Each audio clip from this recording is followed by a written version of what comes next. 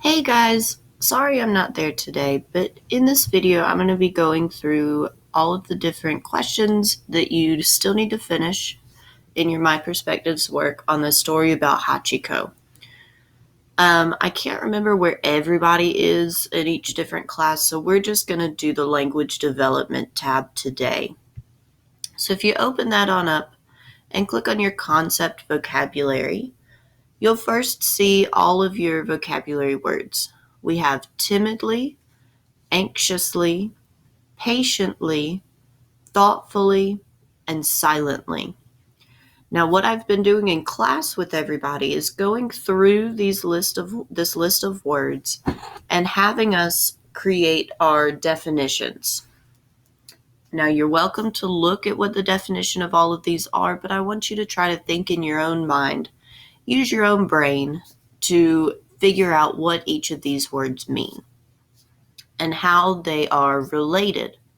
What do you notice is the same about all of these words? I'll give you a hint. It has to do with the last two letters. Every one of our words has ly at the end. And remember that ly is what makes each of those words an adverb. So, our very first question under concept vocabulary, how does the concept vocabulary convey the character's emotional responses to important events in the story?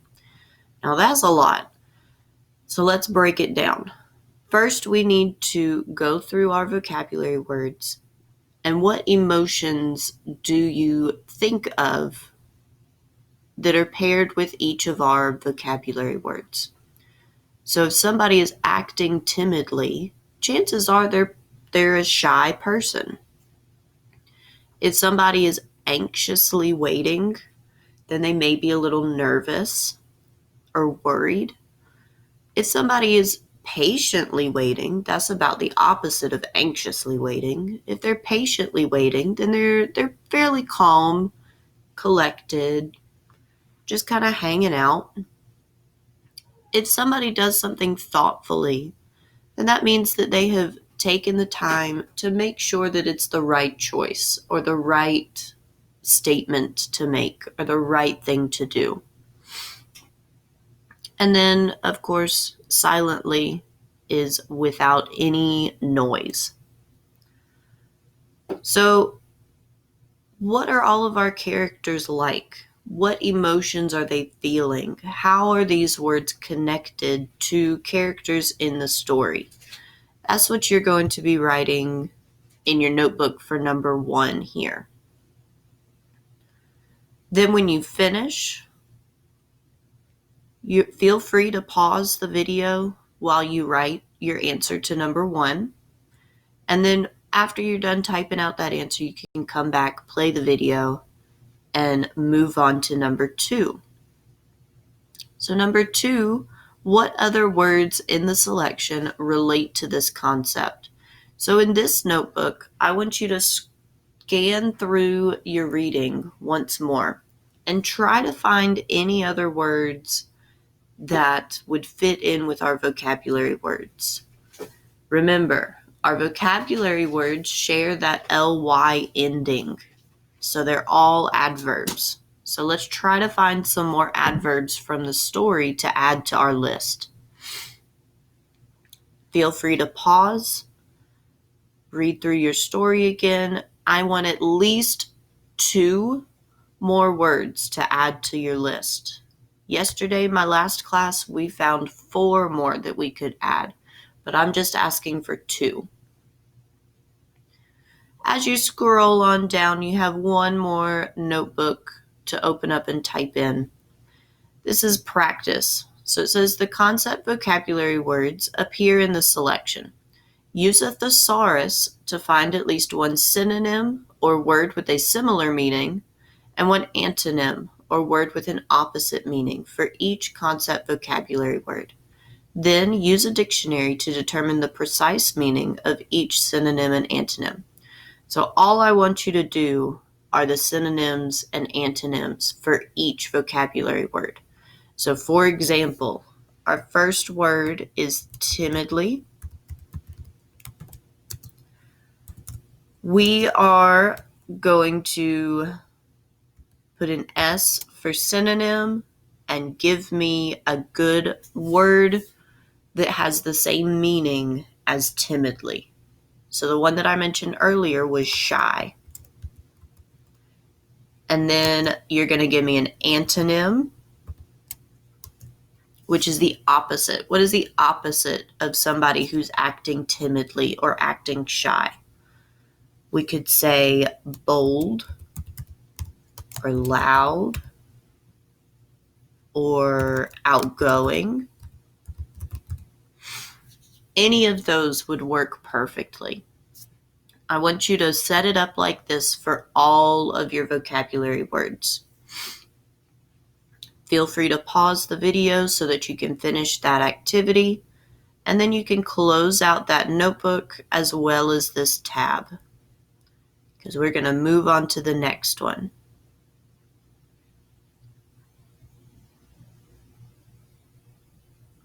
Our next section is the word study. So like I was mentioning, each of the concept vocabulary words ends with ly. The suffix ly can be added to an adjective to form an adverb that modifies a verb or describes a verb. An adverb ending in ly is called an adverb of manner because it describes the manner or way in which an action takes place. So if I am running quickly across the classroom, quickly would be the adverb in that sentence. And it's an adverb of manner because it's telling you guys how I ran across the classroom. So number one, review each concept vocabulary word as Turner, the author, uses it in the selection. Identify the verb each concept word modifies by showing the way in which it takes place. So you're going to scroll through the story and find each vocabulary word. They are all highlighted in blue and underlined. So our first word, timidly. Used in a sentence, it says, "What is your dog's name?" I asked timidly. So if timidly is the adverb, what is it that is being described as timidly? What action is happening that the character is doing timidly? They asked timidly. So asked is the verb in the sentence, and timidly tells us how the character asked. So this is how you're going to set it up for all of your vocabulary words. So you'll just press enter to skip down to a next line, scroll through your story and find the next vocabulary word. We have anxiously here.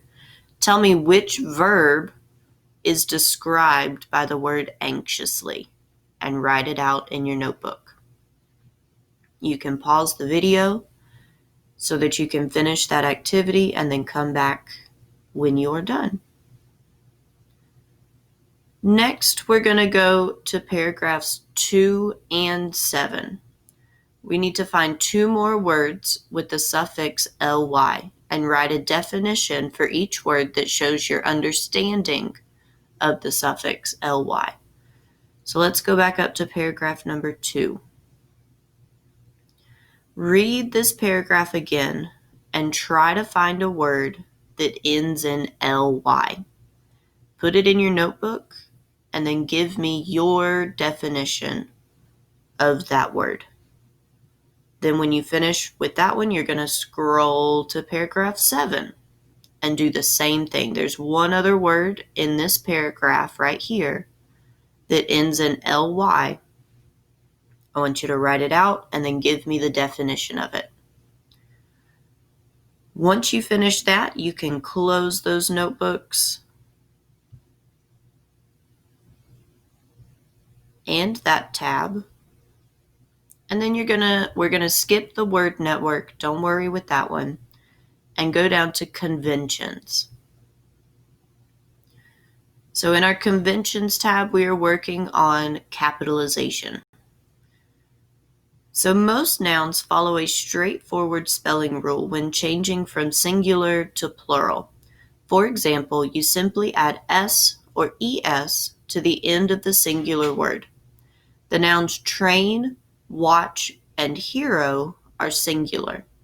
The plural forms are trains, watches, and heroes. Pay attention to the ending of these words. So train ends in a consonant, ends in an N. So we're just going to add an S to the end of that word. Watch ends in a CH. That CH means that we need to add an ES to the end of the word to make it plural. And hero ends in a verb, ends in an O. So it also requires an ES at the end to make it plural. Other nouns need additional spelling changes to go from singular to plural. For these irregular plurals, follow these rules, and that's what's in this table right here. So if a word ends with a consonant plus Y, you're going to change the Y to an I and add ES. For example, story ends in an R, which is a consonant, and has a Y at the end. So you're going to change that Y to an I and add ES to make story, stories as plural. Same with memory.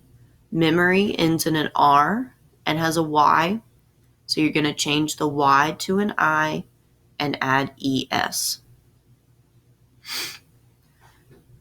If the word ends in an F or FE, you're going to change the F to a V and add ES or S.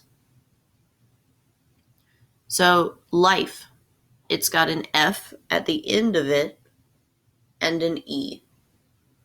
So you're going to change that F to a V, keep the E like it is, and add an S at the end to change life into lives.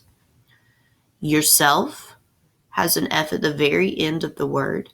So you're going to change that F to a V and add ES to change yourself into yourselves.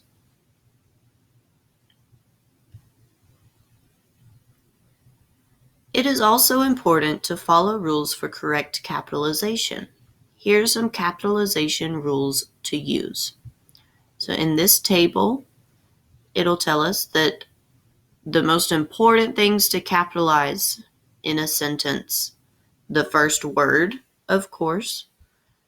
So in this sentence, just is the first word, so it has a capital J at the beginning. The first word in a line of dialogue, so when people are talking to each other, when somebody starts a new sentence in their speech, that new sentence needs to begin with a capital letter as well, like you see here with the be and but. The pronoun I know sometimes y'all like to text just a lowercase I, but you always, when you were at school and writing papers and answering questions, you always capitalize I when you were talking about yourself in a story, in a writing, in a question, in an assignment. I went to see Hachiko. So I is always capitalized. You're also always going to capitalize proper nouns and or adjectives. So a proper noun is the name of a place, the name of a person. Shiuba Station, both of those words are going to be capitalized because it's the name of the train station. It's a very specific train station. And then the last one, a person's title, if used as part of the name. So in our story, we have a character named Dr. Yuno. The D in his doctor is always going to be capitalized.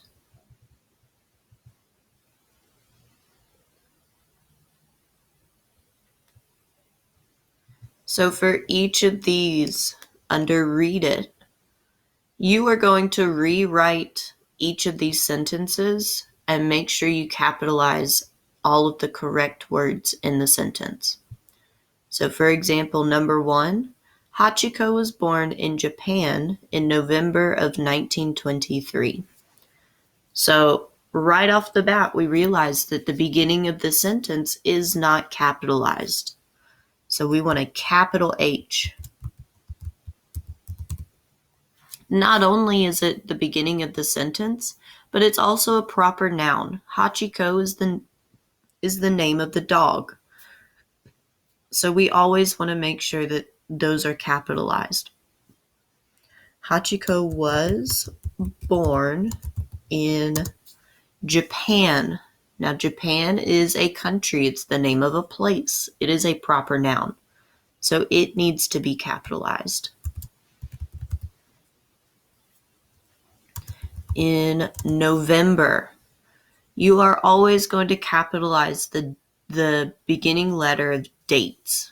So the beginning letter of the month, the beginning letter of the day of the week, anything like that, you are always going to capitalize that. So November needs to be capitalized of 1923. So this one is now done. We have gone through and made sure that all of the right words have been capitalized in this sentence. So that's what you guys are going to do for the rest of these. Just these two. You can pause, finish them off, and then come back to the video for number 2. So number 2 says to reread paragraph 5 of Hachiko and mark all of the proper nouns. So you're going to go through paragraph 5 here. There are, 1, 2, 3, 4, 5, 6, 7 proper nouns in paragraph 5. Now, when I'm counting, I'm not counting the duplicates, the things that appear twice in the paragraph. I'm not counting any word 2 times. But there are 7 proper nouns in this paragraph, and you're going to write them all in your notebook here. And then at the very end, the last thing I want you to do is to write a paragraph about Hachiko. What have we learned about him from this story? Is it a dog that you may have wanted to meet when he was alive? Do you have an interest in going to visit his statue in Tokyo? I need you to spell all the plural nouns correctly and observe all the rules of capitalization. So make sure that you're capitalizing your proper nouns. And if you're changing a word from singular to plural, you have spelled it all the right way. In your notebook, I want at least 5 sentences in your paragraph. A paragraph is always between 5 and 7 sentences. You are more than welcome to write more, but no less than 5 sentences. Now, once you finish this section, you are done with this story. So you can go up to the top and click that turn in button. Once you have turned it in, go over to your Google Classroom, and I have another assignment posted that you can work on if there is time left in class. So if you scroll all the way down to the My Perspectives category, you have a Hachiko comprehension and vocabulary assignment. This is done in Google Forms, so You'll have 9 questions. They're all short answer questions. I need complete sentences. I do not want just yes or no on the answers. Answer these questions, submit them. Because it's a Google form, it'll tell you that you've made a 0 out of 0. That's because I didn't create an answer key. I need to go in and hand grade this assignment. So it's going to show up that you initially made a 0 on it. Don't freak out. You'll be fine. You didn't actually make a 0. Tomorrow I will go through and actually grade them and make sure that you have all the right answers. If you have any questions on anything that we're doing today, guys, please feel free to email me. I will definitely respond when I see it. Please be good. Be nice for whoever it is that's in the classroom. And don't get into too much trouble. Have a good weekend, and I'll see you guys on Tuesday.